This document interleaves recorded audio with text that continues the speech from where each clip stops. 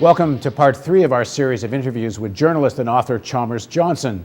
Chalmers joins us by phone from San Diego. He's the author of the renowned Blowback trilogy and a former advisor to the Central Intelligence Agency. Welcome back, Chalmers. Thank you very much. So in the budget, there's a specific provision for setting up a radar installation in the Czech Republic. Yes. We know recently there was a deal signed with Poland for a missile defense system. It's all part of this shield they're talking about creating. And many people have said what this is really about is a strategy to encircle Russia.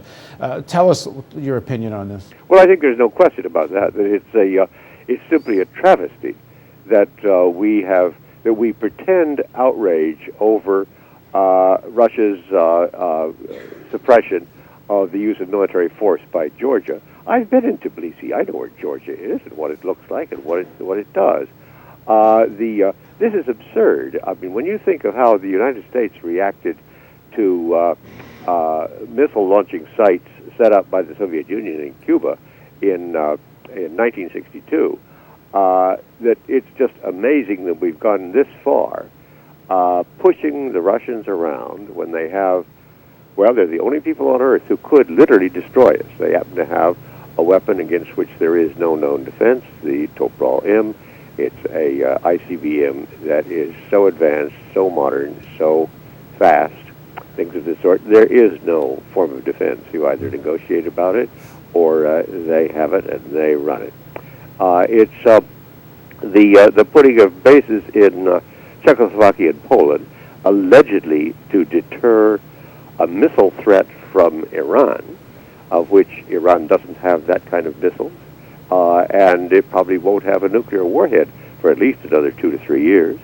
And then it almost surely will have one, and we will adjust to it. Well, there's no evidence that they'll surely have one. So far, there's no actual evidence that they're even trying to have one, is there? No, certainly true.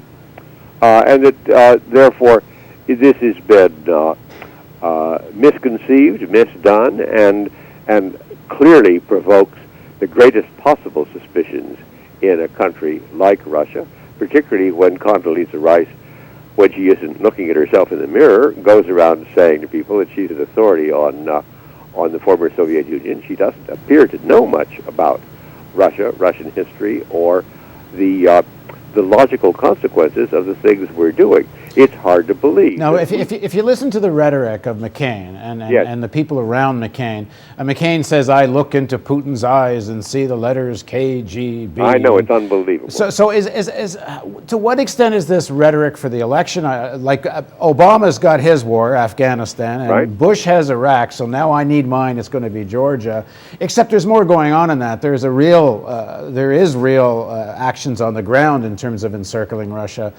But how much of this is posturing, and how much is there a real growing tension with Russia? And right next door, there is a real threat in the case of Ukraine, a much bigger place, the headquarters of the Russian Navy, a place where half the population regard themselves as Russians and Russian citizens, and where we entertain their president all the time with George Bush kind of nutty business about orange revolutions and purple revolutions and things of this sort, most of which simply means CIA-manipulated mass movements.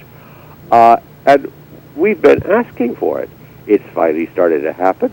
We're going to have to back down. We have no choice unless you are looking for a confrontation with Russia that I guarantee you we will lose. We don't have that kind of military power. Well, Sarah Palin says she could do it without blinking. Well, she says that she could get out her binoculars and look across the Bering Sea and look at Vladimir Putin. What more does one need? Yeah, it's insane. I mean, I would have thought that McCain lost the election on the day that he named Sarah Palin as his running mate. We'll see more about that. So talk a little bit more about there seems to be a very serious strategy to incorporate places like Georgia into NATO. And do you see any difference in the East European strategy between the Republicans and the Democrats? Well, unfortunately, no. That is to say, the Democrats have been so intimidated into believing that this is the third rail for them that Obama makes statements about Afghanistan that seem to be totally without history or knowledge. He doesn't seem to understand that of course we're going to lose in Afghanistan. Of course we're going to be forced to withdraw. The Afghan guerrillas, the Afghan insurgents, ever since the days of Alexander the Great, have been fighting against foreign invaders, and they have never, ever been defeated when defending their home turf. That's the way it is right now, and they talk about how we can wait them out. We've got plenty of time. We're several orders of magnitude older than they are, and it's a place of which we should be withdrawing right now, just as we should get out of Iraq, and it'll probably improve just as a result of our leaving. The military is not the answer to all of our problems. It has been wildly over and misused, and it should be, we should rebuild it for purposes of national defense. In the next segment of our interview, let's dig into what is the difference between McCain and Obama when it comes to U.S. foreign policy and the military-industrial complex.